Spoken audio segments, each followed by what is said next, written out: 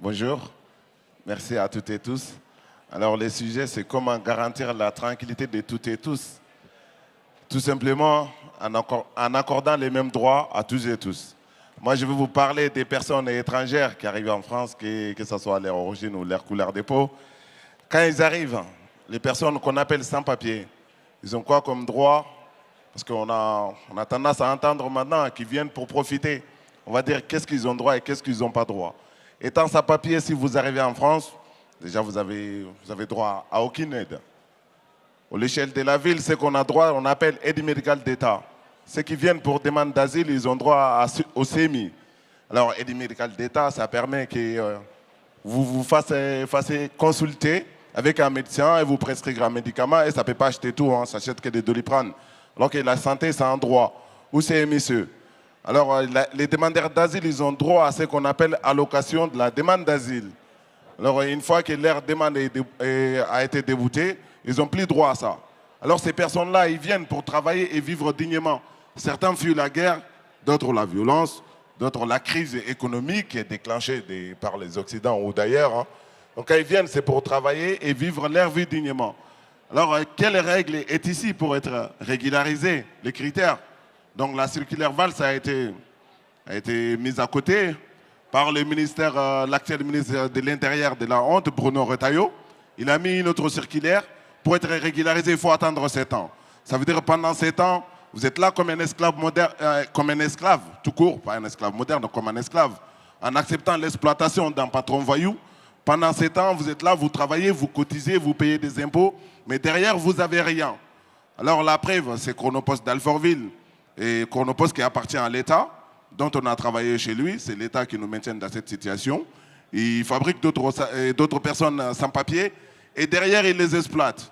Alors l'exploitation comme ça, pourquoi? Ils vont dire, bon, ils sont venus, ils prennent le boulot des Français. Non, on ne prend pas le boulot des Français. Ils vont dire, c'est des métiers en tension. Non, ils ne sont pas en tension. S'ils sont en tension, parce que les conditions de travail sont horribles. On ne peut pas décharger les petits camions en 30 minutes et le gros camion en 45 minutes. Les gens ne veulent pas. S'ils sont en tension, parce que les salaires sont insuffisants. Les salaires sont insuffisants et ils sont indignes. C'est pour ça, ces boulots-là, personne ne le veut. Donc nous, les personnes en situation irrégulière, on le fait parce que si on ne fait pas ça, on ne peut pas payer nos loyers, on ne peut pas acheter nos habits, on ne peut pas manger. Surtout, on ne peut pas envoyer de l'argent au pays, raison pour laquelle nous sommes venus. On ne peut pas envoyer l'argent au pays pour que les enfants qui sont là-bas puissent aller à l'école, pour que ceux qui sont malades puissent se soigner, pour que tout le monde puisse manger à sa faim. C'est pour ça qu'ils viennent en réalité. Alors aujourd'hui, on est face à un gouvernement qui veut nous diaboliser, qui dit, bon, non, les désordres qui sont dans ces pays-là, c'est à cause de l'immigration, c'est à cause de tout ce qui vient d'ailleurs. Non, ce n'est pas vrai. Les désordres qui sont là, c'est de leur faute. Nous, on est là, le message est clair pour dire, aujourd'hui, nous faisons partie de la classe ouvrière de France. Ensemble, il faut qu'on se batte pour que les SMIC augmentent. Ensemble, il faut qu'on se batte pour que les élèves aient des professeurs. Ensemble, il faut qu'on se batte pour que la retraite y soit à 60 ans. Alors, c'est ça qu'il faut faire. Alors, si maintenant, ça doit changer, on a dit les quartiers populaires, pour que ça change, alors, réveillons-nous, soyons dans la rue, réveillons-nous, soyons dans les urnes au moment et à temps. Et c'est comme ça qu'on arrivera à changer les choses. Et je tiens à remercier Rico Craig qui est là et les partis de gauche 94. Et merci à vous, la lutte continue, on ne lâchera rien. Ensemble, nous gagnerons. Merci beaucoup, Aboubacar. On va donner maintenant la parole à Jean-Pierre. Et je vous demande quand même, s'il vous plaît, d'être attentif, parce qu'en fait, quand on est sur la scène, on a un retour qui est un peu désagréable pour ceux qui interviennent, les intervenants. Donc là, on va donner la parole à Jean-Pierre. Et je sais que vous allez être attentif, parce que c'est un retraité de la police nationale de Toulouse. Et je pense que ses propos vont être intéressants à être écoutés. Donc je vous demande de bien écouter ce qu'il va dire. Merci à toi. Il n'y a pas beaucoup de flics ici. Hein. Bon. Donc je m'appelle Jean-Pierre Avrin, je suis contrôleur général honoraire aujourd'hui de la police nationale et comme disent nos amis journalistes, je suis le père, entre guillemets, de la police de proximité. Alors, ouais. Et vous savez que j'ai un ami particulier, M. Sarkozy, quoi, voilà. J'ai mon parrain.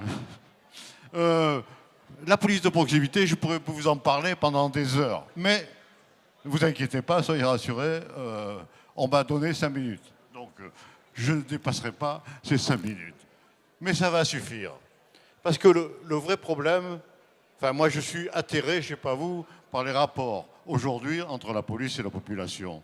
Toute ma vie, enfin j'ai fait 35 ans quand même dans la police, j'ai essayé de faire en sorte que la police et la population soient en bonne harmonie. Mais les politiques en ont décidé autrement.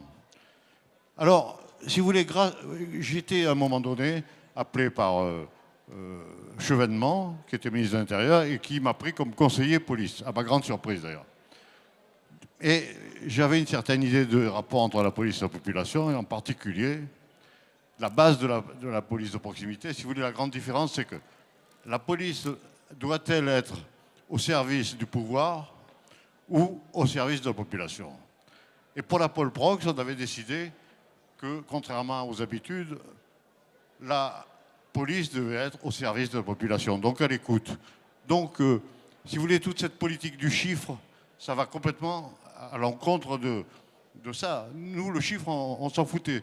Notre chiffre, ce qui nous intéressait, c'est de savoir à quel point, si vous voulez, on mettait en exergue le taux de satisfaction de la population.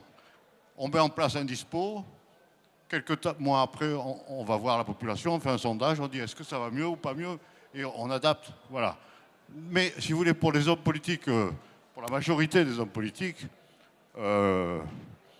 cette police-là ne leur plaît pas du tout. La police doit être à leur service.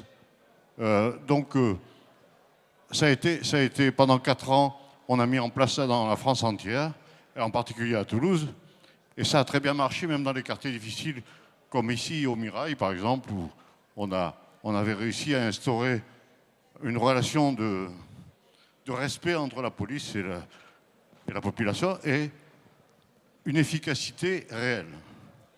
Donc, aujourd'hui, beaucoup de gens y reviennent et pensent que c'est la solution, mais les hommes politiques, ça ne les intéresse pas. Parce que, à la base, si vous voulez, la sécurité marche sur 2 jambes. Il y a 2 piliers. La prévention et la répression. Mais la prévention, la pauvre, c'est que la prévention, on ne peut pas la mesurer et il n'y a pas de chiffres. Donc ça n'intéresse pas trop les politiques qui veulent tous les jours avoir des résultats, dire on a arrêté tant de personnes, on a fait ça, enfin bref. Donc cette politique du chiffre est une catastrophe. Et donc on oublie souvent la prévention et on passe à la répression. Parce que la prévention, ça paye, mais plus tard. Ce n'est pas compatible avec un mandat. Voilà. Donc, vu ce principe, si vous voulez, l'idée, c'est faisons en sorte qu'on retrouve des relations normales entre la police nationale et la population. Merci. Merci.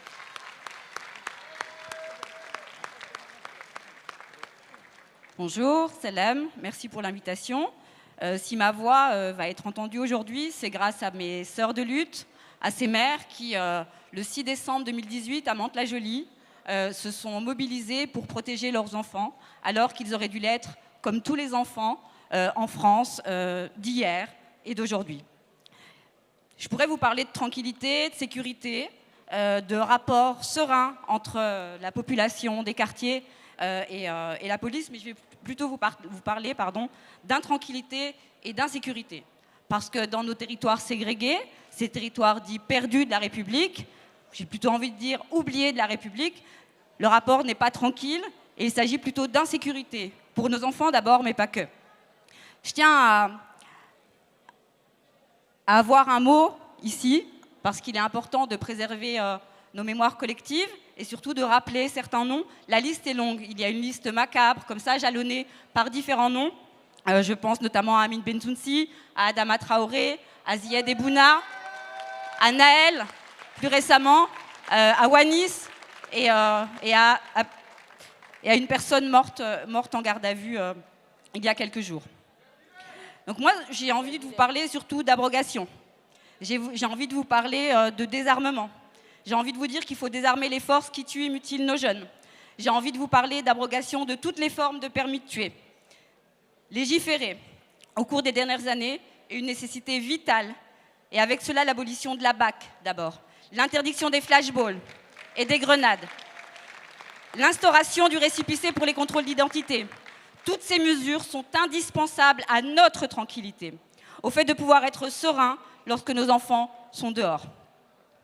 Mais évidemment, je ne vais pas être complètement ingénue, nos quartiers souffrent également. Les rixes, les règlements de compte liés au trafic de drogue. Et pour les vivre en première ligne, nous savons qu'on ne résout pas ces questions par l'escalade armée ou le tout répressif. Et je le dis ici, il faut se poser sérieusement la question d'abord de la légalisation du cannabis. Et je vous le dis ici parce que Darmanin s'est lancé dans un grand plan pour lutter contre le narcotrafic. Mais dans le même temps, la semaine du 10 février, une loi va être débattue au sein de l'Assemblée, qui est une loi horrible, et je le dis ici en tant que mère, avec une inquiétude qui va remettre vraiment... nos enfants sont déjà en danger, mais ils vont l'être d'autant plus. Et cette loi qui est intitulée « Proposition de loi visant à restaurer l'autorité de la justice à l'égard des mineurs délinquants et de leurs parents » est une loi abjecte parce qu'elle va à l'encontre de la Convention internationale des droits de l'homme. Et ce qu'on constate, nous, mères, habitantes des quartiers, descendantes de l'immigration postcoloniale, c'est que pour protéger la population française, il faut enfermer nos enfants. Pour protéger la population française, on ne voudrait plus voir nos enfants. Et cette loi qui va être vraiment, je le dis parce qu'il y a des députés là actuellement, vraiment, vraiment, vraiment, on sera intransigeante. Ce qui va se passer là, ça va être horrible, horrible, horrible, horrible. Voilà. Donc j'ai que 5 minutes, je pourrais en dire beaucoup plus. Mais ce qui compte, j'ai aussi parce que je pense que c'est bien de l'entendre ici, il y a un scrutin qui arrive bientôt, les municipales. Et là, je voudrais dire aussi qu'il y a des signaux qui ont été donnés de manière plutôt favorable lors des investitures aux dernières législatives partielles. Je pense à la candidature d'Amel Bentounsi, Adel Amara, Yacine Benyetou. C'était de très bons signaux. Mais on voudrait le dire ici, gare au parachutage. Les politiques nationales, c'est une chose. L'hégémonie nationale, c'est une chose. Mais dans nos quartiers, il y a des ADN politiques qu'il faut savoir respecter, tenir compte des militants locaux, des gens qui connaissent leur ville. Ça va être hyper, hyper important. Et évidemment, on sait que la FI, aujourd'hui, a été capable de prouver qu'elle était capable de rupture. Mais dans nos rangs, ils sont nombreux à avoir bénéficié de subsides sans avoir jamais rien fait pour nous. Et il va falloir être à la hauteur d'un vrai programme de rupture. Et on ne transigera pas sur les programmes qui lutteront réellement contre l'islamophobie. L'antiracisme, un antiracisme radical. Et évidemment, ici, il faut avoir un mot pour la Palestine. Notre boussole, évidemment, mais rien ne peut se faire ici, en France, sans la liberté de tous les peuples, et notamment les peuples du Sud.